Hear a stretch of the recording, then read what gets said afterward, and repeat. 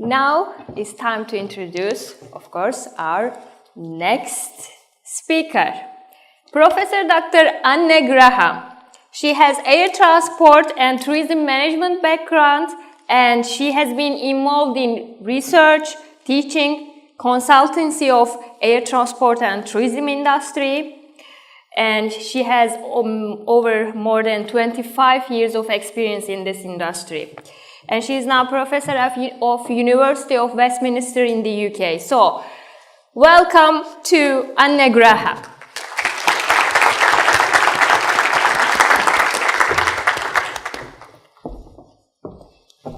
Thank you very much. Good afternoon, distinguished guests, students, staff. I must admit I feel very privileged to be here this afternoon because we are hearing increasingly about Turkey and Turkey aviation in the UK, and I feel very privileged to be here at the hub, to use the term, to hear all the debates that are going to be going on, the debates that have already occurred, and I look forward to participating in the roundtable discussion. I wouldn't attempt to be an expert on Turkish aviation. We have many distinguished guests here who are much more qualified than me to talk about that. So I thought what might be interesting was to actually take my many years in aviation. I'm afraid I have been working in aviation for a long time, and just to sort of identify what I see to be some of the issues, particularly related to airport expansion, and talk about those, talk about some international examples, and then finally to sort of bring those to the situation that we face today in Turkey, and to see whether there are any lessons learned, and whether what the challenges that Turkey and Istanbul face are the same as what other European, Asian and US cities have faced in the past. So that's really my presentation.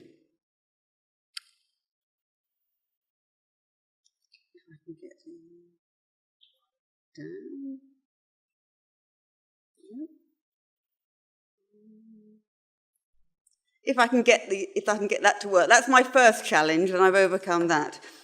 So, the outline for my presentation, basically just a bit of introduction. We've been shown quite clearly that in Istanbul we have a lot of traffic growth expected, and clearly there is a need for some more airport expansion. But I'm just going to take a wider view and explain that. I'm then going to look at how different countries throughout the world have tried to look at airport expansion and to consider some of the options. We've already had the discussion, we've had multiple airport systems being mentioned, and I want to actually really expand on that a bit. I'm then going to raise some issues related to traffic and hubs. We've already had some discussion, particularly related to Istanbul, but I want to broaden that discussion. I then, if you may, will spend a couple of minutes looking at the UK.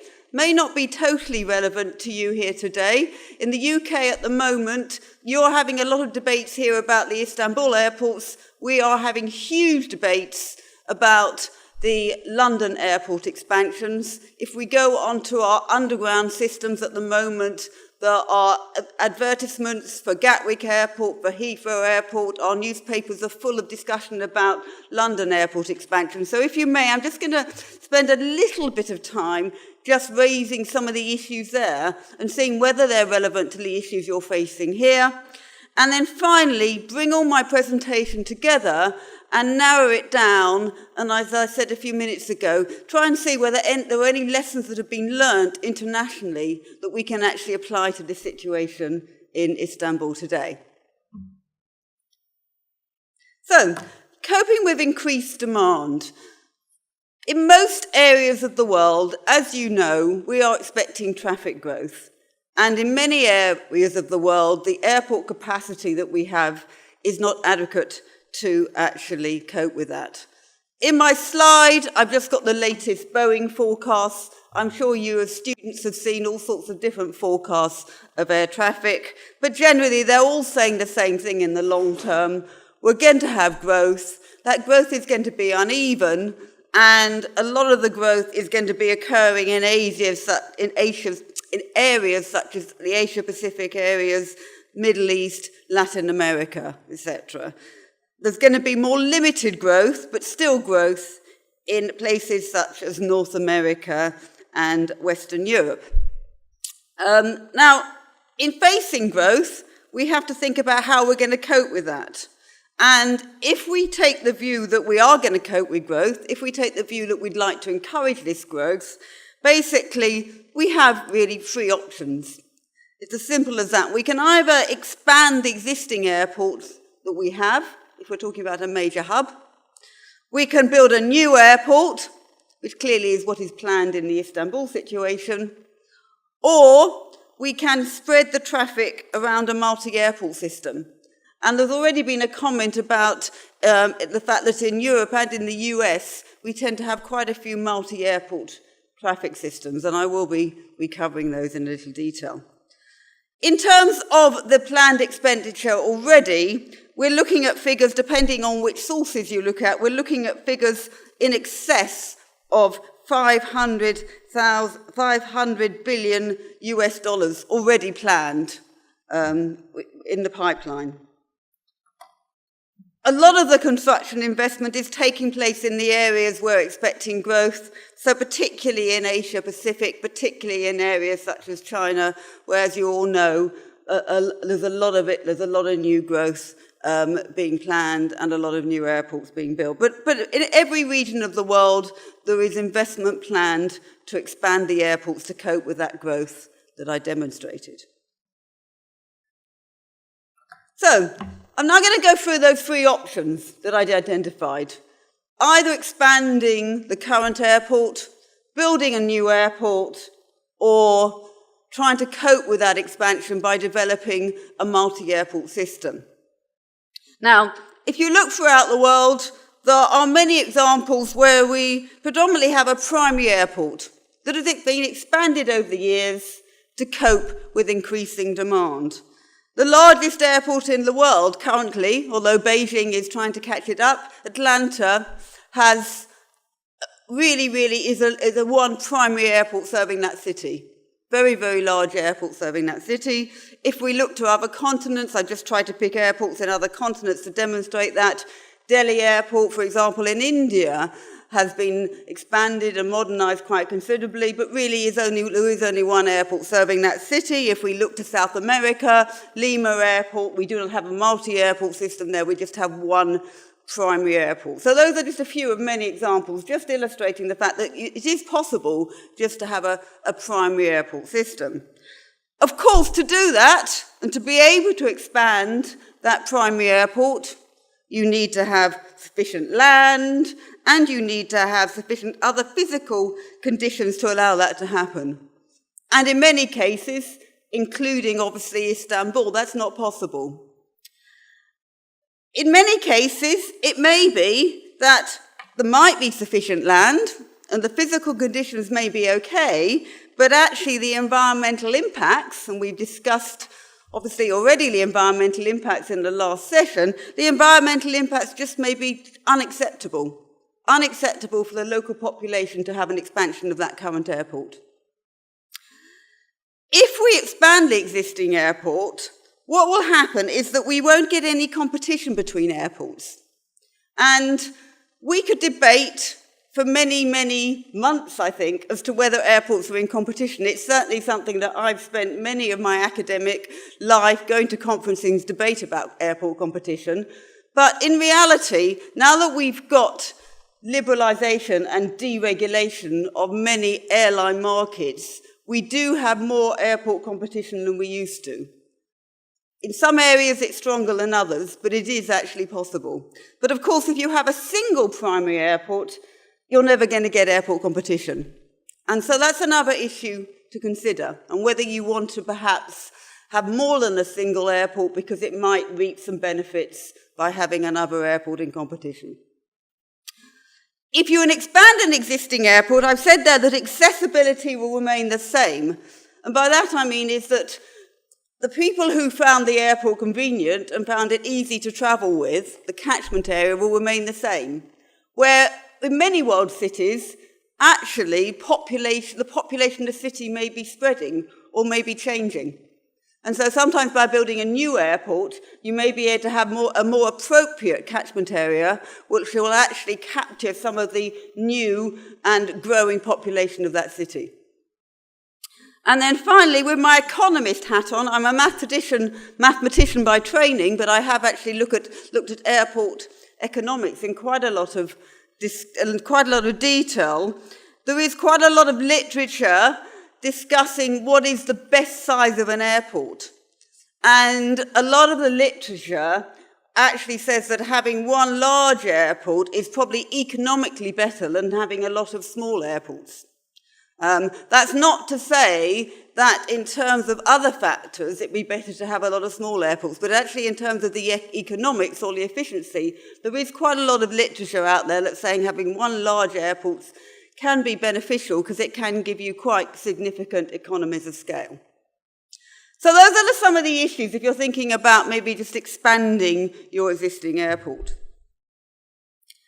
Turning now to building a new airport, well, clearly this is usually the most costly option because you're starting from scratch, you're having to build all the airfield infrastructure, you're having to build all the terminals.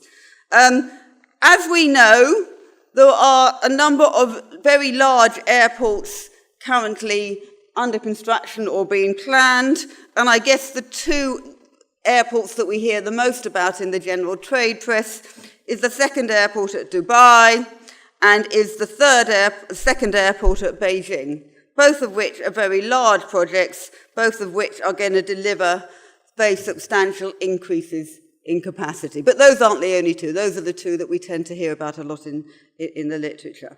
And as I said, building a new airport may actually be the only option when there's no land available anymore, or perhaps the environmental impacts are just too great for the local residents to take.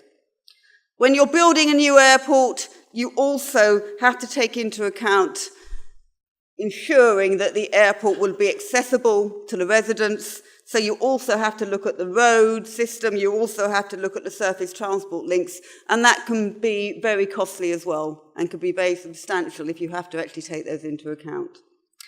However, if you have a new airport, the airport may become accessible to new passengers. And as I mentioned before, global cities don't stand still, populations shift, and so that might be an advantage. And then finally, at the bottom of my slide there, I've identified the two options that you have when you build a new airport. You either close it down, the original airport, which clearly is the plan here in Istanbul, or you keep the second airport open. Now, although clearly it has been decided and has been already discussed that once the new airport is open, Ataturk Airport will not be open for commercial traffic, I think it's worth just looking at the arguments for the two, because we've had actually experience of both of these throughout the world. So I think it's worth just broadening the arguments here to demonstrate what has happened. So if we close down the existing airport, so this is going to be the more or less the situation here in Istanbul, there are examples going through the years of Munich, Denver, Hong Kong, Oslo, Athens, and more recently Doha. These are all some of the many examples where you've had the original airport being closed down. Clearly, looking more broadly, looking at more the sort of sustainability issues, by closing down an airport, you actually lose the jobs and the income that you've got from that airport in that existing area, but obviously, on the flip side of that, you actually get opportunities for new jobs and income at the new site, and those might be able to transfer depending on how near the two airports are. Clearly, one of the issues with closing down an airport is what do you do with the land once it's closed? And in most cases, airports are situated in an area where there is quite a lot of economic potential.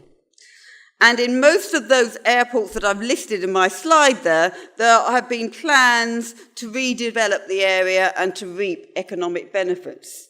Now that's happened, but if you look at the literature, actually probably not as much as was forecast.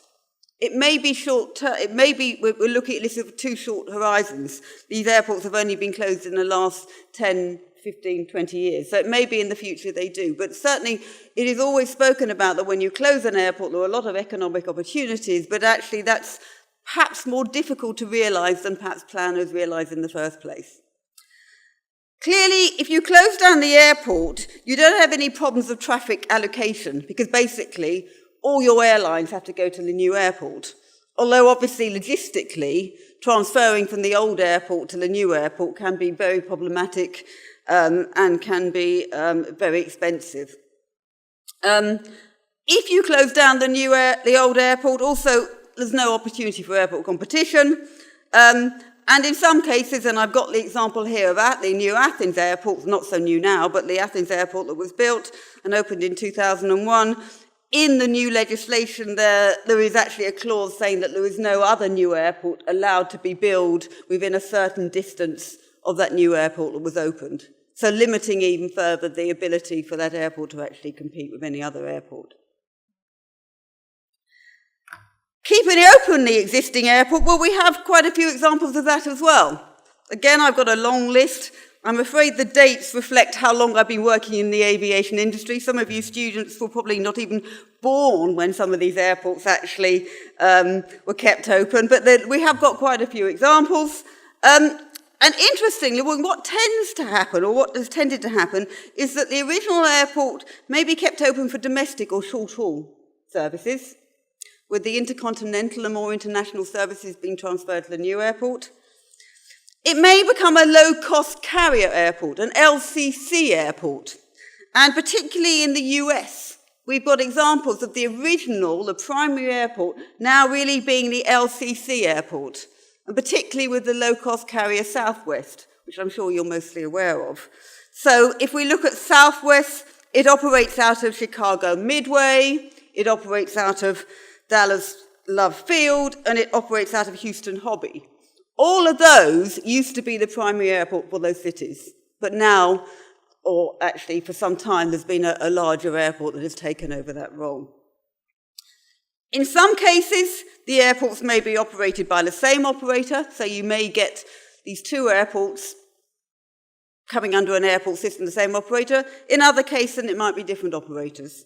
And clearly, that has implications for airport competition, and particularly if you've got different operators, there is more potential there perhaps for airport competition.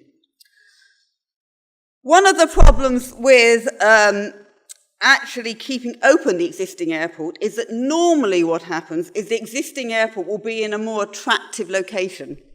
Normally, in most of the world's cities where we built these new airports, we've had to go further away for the population to build them.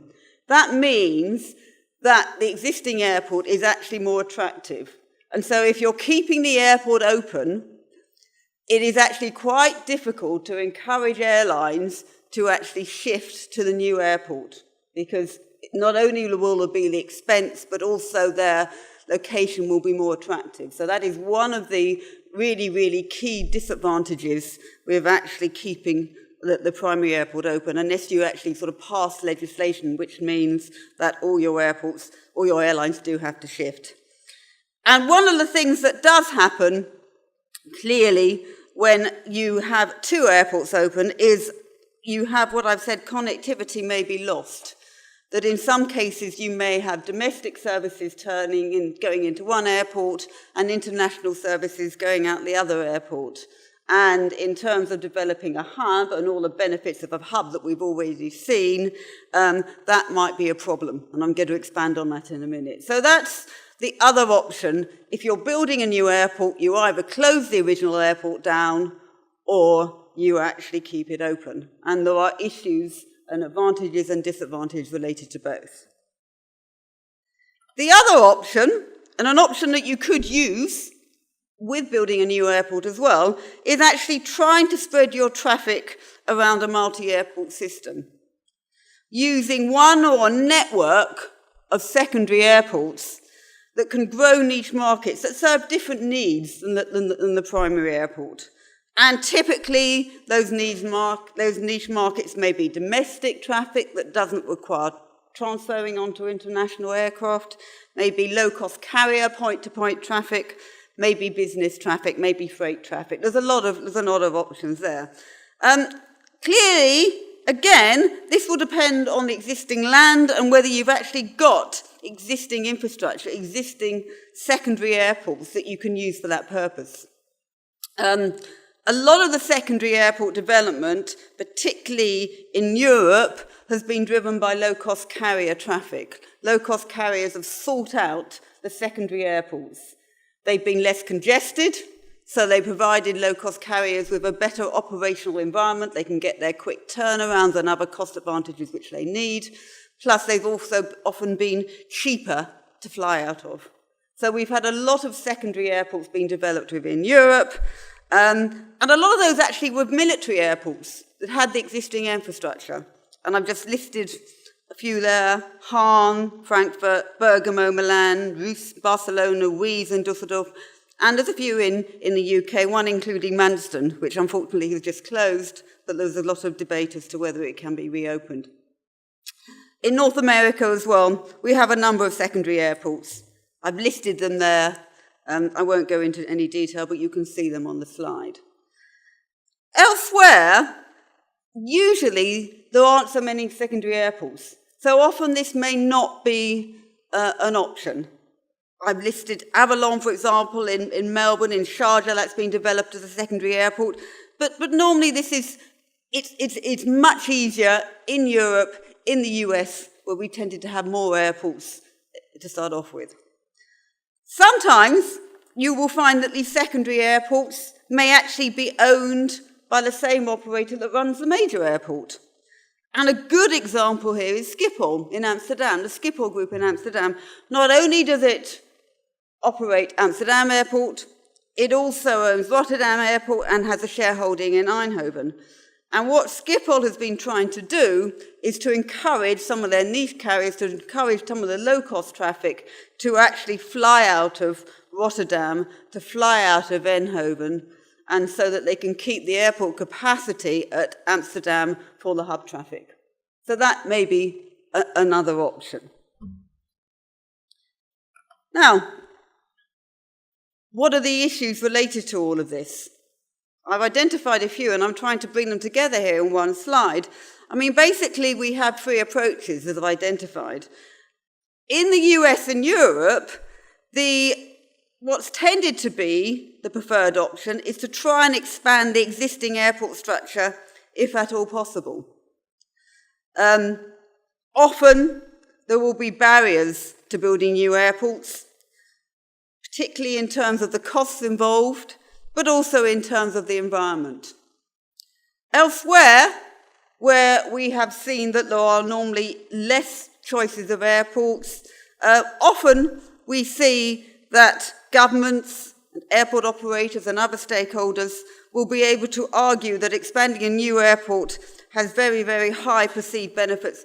There's a very, very high perceived benefits of development, and this is obviously in lots of emerging economies that need their airport development to help their economy. And generally, elsewhere, there tends to be weaker opposition. The environmental lobbies in some of the more emerging countries tend to be much weaker, and it is easier to build new airports than it is, for example, in Europe. There are issues to consider when you're looking at airport expansion. Do you keep common ownership? Does the airport that's currently running the primary airport, does it then own the new airport? Or do you try and bring in competition? Do you go for public financing, or do you go for private financing and operations? We've seen from the presentation of TAV that obviously in Turkey there's been a lot of private involvement here in terms of particularly the terminal operations. What do we do about the allocation of traffic if we do have two airports? How do we decide which airline is going from which airport? Do we leave it up to market forces? Or do we pass regulation to tell airlines what they've got to do? And also, what do we do if we're trying to achieve, to become a global hub? We talked about that in Istanbul. What is the best option?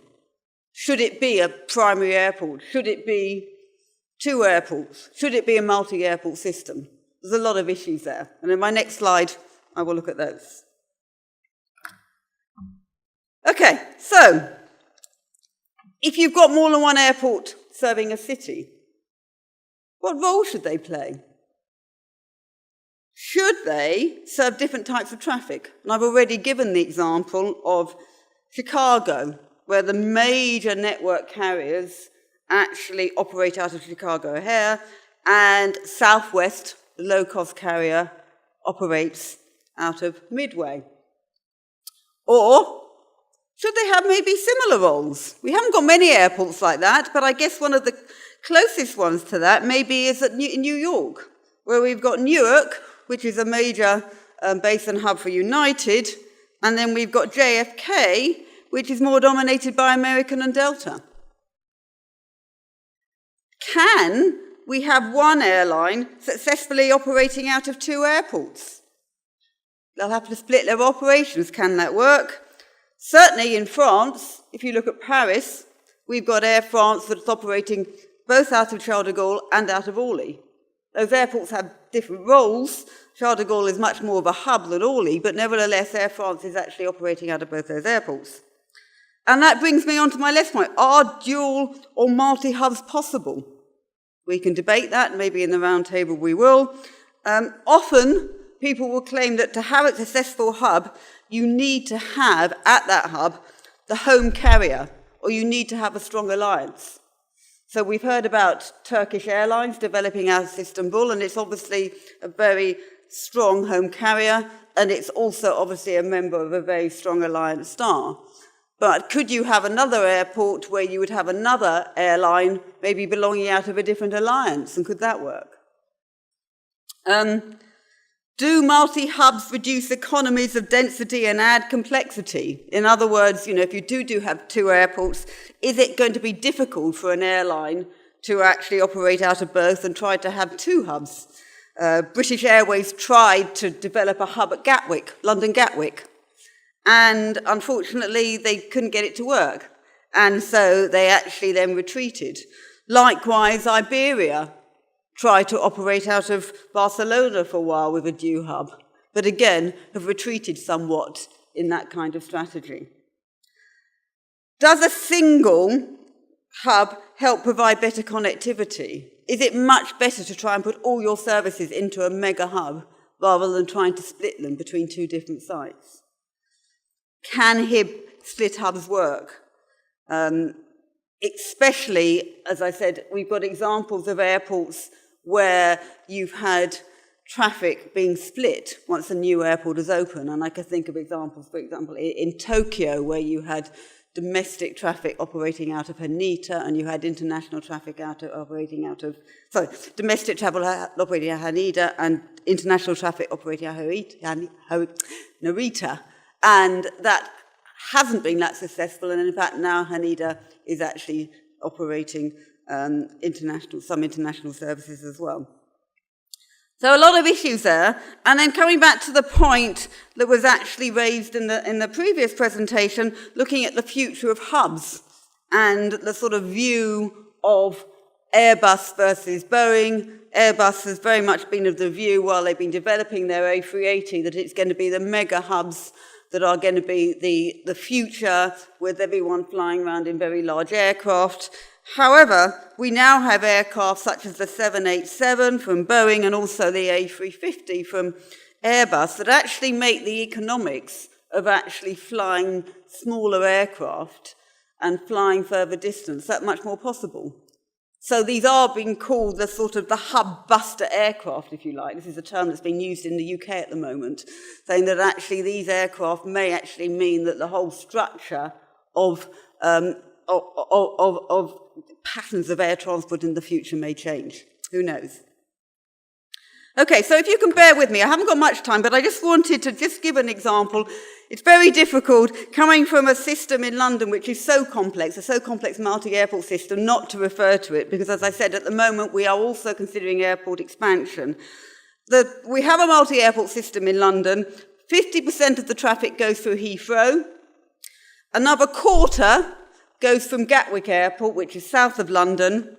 And then we have a number of other airports called Stansted, Luton, London City, and Southend. We do have some other ones, such as London, Oxford, London, we have a lot of airports that like to call themselves London airports as well, but in reality, they're not really London airports, but they like to call themselves London airports. So looking at the sort of traffic we've got in these different airports, Heathrow serves predominantly the full-service carriers. BA actually has 46% of all the seats there, and it is the dominant primary airport of London. Gatwick is an interesting airport because it actually has mixed traffic. EasyJet, the low-cost carrier, is the largest airline there with 18% of the seats, but BA has services there as well. There are other low-cost carriers there. There's quite a few charter carriers serving the holiday market, and we have other full-service carriers, including, obviously, Turkish. Stansted is dominated by low-cost carriers, especially Ryanair. Luton is dominated by low-cost carriers and charter traffic. And then, interestingly, we have another niche airport called London City, which is very much a scheduled for full-service carrier, is very much in the centre of London, has limits on the length of the runway, can only serve short haul, and is aimed at business traffic and is aimed at high-yielding leisure traffic. And it's more expensive to fly from, but it is a more upmarket airport. And then we have, in addition, Southend that's recently become a base for EasyJet, and is taking some of the overflow from London. So we do have a multi-airport system. And nevertheless, we are still facing capacity shortages. And so we have been debating for many years as to where we can put a new runway. We've had lots of options that have been considered: expanding Heathrow, having what is called Heathwick, which will be Heathrow and Gatwick connected with a fast rail service, expanding Stansted, expanding Gatwick, putting a brand new airport in the Thames, the river serving London, with 4 runways, which is what the Mayor of London has been favouring, putting the traffic to the regions, or trying to actually put a lot of traffic onto high-speed rail. So a lot of options have occupied many academics, many consultants, many politicians over the years. We now, in a situation in the UK where there are 3 shortlisted options, we have an independent commission which is looking at it, and the 3 options are either having a second runway at Gatwick. At the moment, Gatwick is the busiest 1-runway airport in the world. Heathrow is the busiest 2-runway airport in the world, so this is why there are capacity issues there. So we have an option of either developing the second south runway at Gatwick or having a new runway at Heathrow. That would either be a brand new runway or it would be extending the current northwest runway. So in effect, you have a very, very long runway that can actually operate as 2 independent runways. And there are advantages and disadvantages of those two options in terms of who actually suffers the noise. Particularly if you build a new runway, there'll be a new generation of people suffering the noise. If you extend the current runway, it obviously will affect more of the population that is already suffering the noise. So there's some complex issues related with that. But those are the 3 issues we have an independent commission that is actually considering that at the moment, and they will be actually reporting to the government in the summer about that. But before that happens, we have a general election. And as I'm sure everybody in the room knows that, when you're talking about airport expansion, everything is political. So no one really knows in the UK what really is going to happen there. So that's just a bit of a case study, just to show you that actually, multi-airport systems can be actually quite complex, but you still find it very difficult to get solutions. So now looking to Istanbul, I've got a couple of slides just to finish off with. We've had a lot of slides talking about Istanbul, talking about the growth in the economy, the growth in the airlines. I've just got another one demonstrating really the same fact here. If you look at the growth last year, couldn't quite get last year. I've only got January to November from the statistics I looked at. But if you look at these are the major airports in the airport statistics, Istanbul is at the top. The growth at Istanbul was higher than any other major airport. So that again, if we don't need any more if we don't need justification that we need a new airport or need more capacity, I think that's showing that there. So we're in a situation where we've got a lot of growth and a lot of growth predicted. So really sort of summing up what I've been talking about and now relating it to the Istanbul situation, which I'm sure is probably what you want. You're probably saying, why do you want to know all about this? You want to know about the Istanbul situation. I'm also conscious of the fact that I'm the last speaker before tea, which obviously has a big impact. So you're also probably thinking, I wish you would shut up and I can go and have tea. But I just want to sort of summarize sort of what I've been talking about, airport expansion issues, how they have an impact on Istanbul. And I've just put the 3 airports there. Obviously, 2 are currently in operation, and 1 is currently being developed, and I'll be very excited to hear all about that after the break.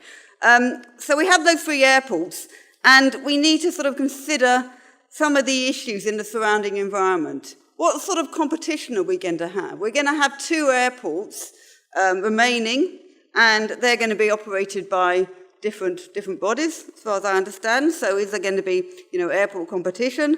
What is going to happen with the airline developments?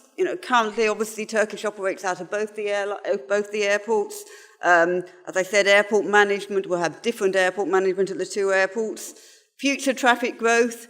Yes, we've seen lots of forecasts showing that Turkey is going to expand quite considerably.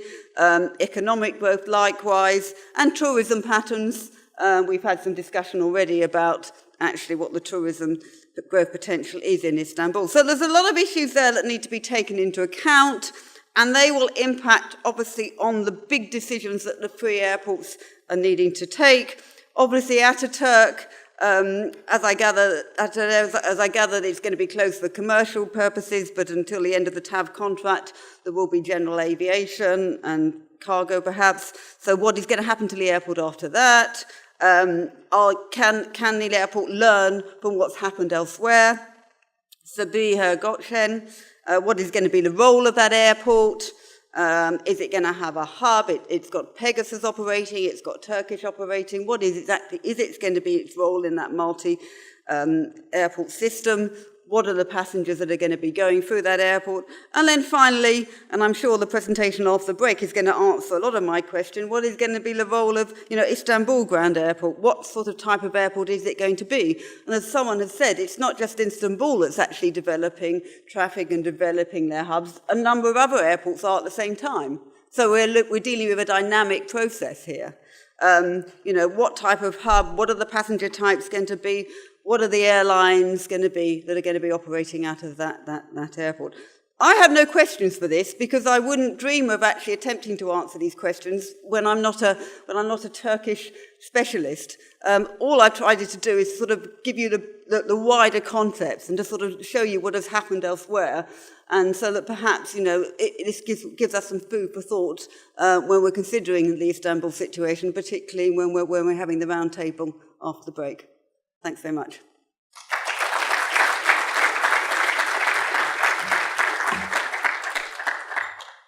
Thank you very much, Dr. Graham. And any questions? Yes. Yes, but we need a microphone. So Thank you. Actually, I have 2 questions, and one of them about 787. Do you think that is there any airline may buy 787 from the big low-cost carriers from Europe? Sorry, I can't hear. Sorry. Do you hear? No? Yes. Do you think that any airline from the biggest low-cost carrier in Europe may buy Boeing 787 and trade for the local carriers in your market? And sorry, I still couldn't hear. Sorry, I couldn't. Okay, slow a bit more. Yeah, I mean. Yeah. Do you hear? Do I think? Yeah. So slowly. Let's Do you think that any airline in your market among the biggest low-cost carriers? Among the biggest low-cost carriers in your. Yes. Okay. May buy Boeing 787 and can they trade the local carriers, local big ones from your market? Okay. Well, I mean, in terms of the low-cost carriers, obviously we have a good example of a low-cost carrier being Norwegian that has the 787s, and Norwegian has been operating across the North Atlantic using the 787, and one of the reasons they've only been doing it for obviously one year, but one of the reasons why they have been successful to date operating more long haul across the North Atlantic has been because they got the 787 and the added advantages of being a very fuel efficient aircraft and also being able to do longer haul. And so that experience with Norwegian having a 787 has shown that they have managed to actually operate in a new area going across the very crowded North Atlantic.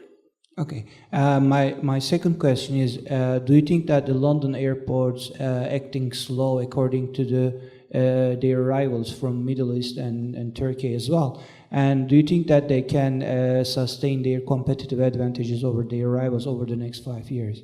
Okay, that's a very interesting question. The second one was about with the London airport. The history of the London airport's expansion has gone on for many, many years, and I think that they have been acting very slow. We've been looking at expanding airport expansion for many, many years.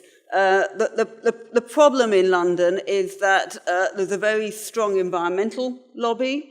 Heathrow Airport actually is in a very built-up area. If you look at the noise levels and the number of people who are subject to noise at Heathrow compared with any European other city, including Frankfurt, including all these other cities that actually are very sensitive to noise, it is much larger. So Heathrow is a big problem, and it is acting slowly. And you know, some people would argue that already London is losing its status as a world hub because although, and someone showed the slide, showed that Heathrow in terms of air connectivity was at the top. If you actually look at, or London was at the top, if you actually look at its connectivity to the emerging or the fastest growing cities, it's not there. It's not at the top because it is so slot constrained now that actually you cannot expand services out into some of the more emerging areas. So although Heathrow serves well the traditional areas, those aren't the areas which is going to grow in the future.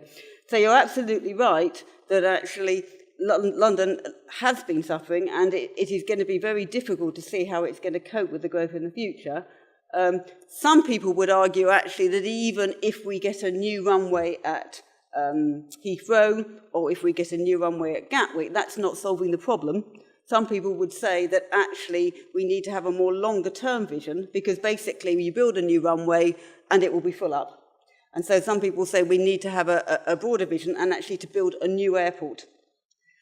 And that was the idea that particularly the Mayor of London was supporting, and he was supporting having a brand new airport in the River Thames, which means that the environmental issues wouldn't be so bad.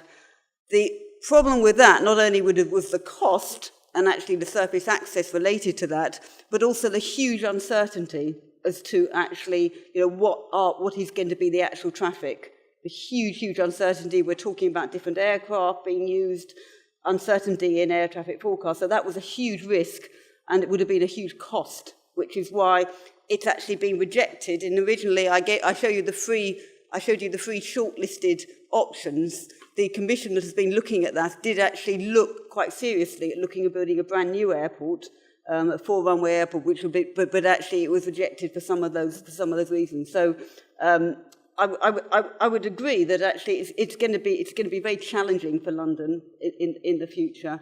And as I say, in terms of what's going to happen, I'm afraid I, like everyone else in the UK, has no idea at the moment.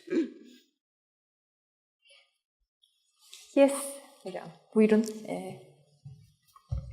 I will be able to talk loud enough to hear, but thank you. Thank you so much for giving us the wider perspective along with the local statistics that we heard from the first two speakers. One attribute that has not been discussed so far, and I'm sure it will be included in the panel, is the employment impact of the growth, yes, the capacity growth, apart from just the economic impact. Yes. Given the four options that you have listed and the actual examples that we have from different countries, would it be possible to rank them in the order of their positive impact on employment? Okay, I mean, I think it's... I'll try not to talk to this for too long, but I think that's quite a difficult thing to look at in the time we've got. Firstly, and as I'm sure many of you in the room will be aware of, and we've had a talk about sustainability and all the different issues related to employment. I mean, normally you have some kind of, you have a crude estimate, and you say if you've got an airport and it's got 1,000 jobs, it will, so 1 million passengers, it will produce perhaps 1,000 jobs or 900 jobs. That's a sort of rule of thumb figure that people use for total direct jobs. And obviously then there are all sorts of other jobs. But I think the more complicated, so we could look at these examples, and we could look at sort of what the traffic levels are likely going to be, and then we could add on the indirect, we could add on the induced jobs by looking at what's happened elsewhere, and look at what is called the catalytic jobs, which is actually the impact on the industry, the impact on tourism, and obviously that is all specific to which area you're looking at. But I think what tends not to be looked at, and what needs to be looked at, particularly when you're assessing actually different projects, is actually the value of these jobs. Because in some places, and particularly in the London areas, in the current climate, around Heathrow, around other airports, employment is high. And so actually having to have new jobs is actually could be more of a problem than actually a benefit.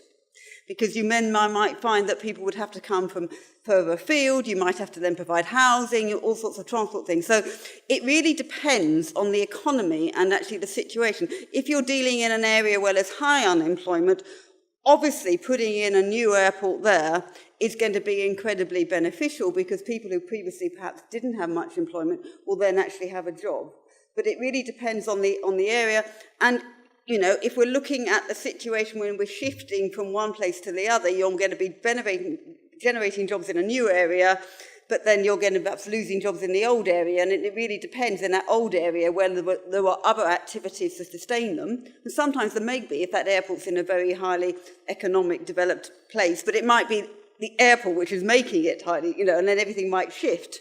So I haven't really answered your question, only to say that it's actually a quite complex area, and only to say that actually the sort of crude measurements and the measurements that people always say, well, airports generate jobs, that's a benefit, that really is too crude, and you really do have to look at the value of the job and the current level of employment and unemployment and those sorts, and the linkages with the surrounding industries and things like that.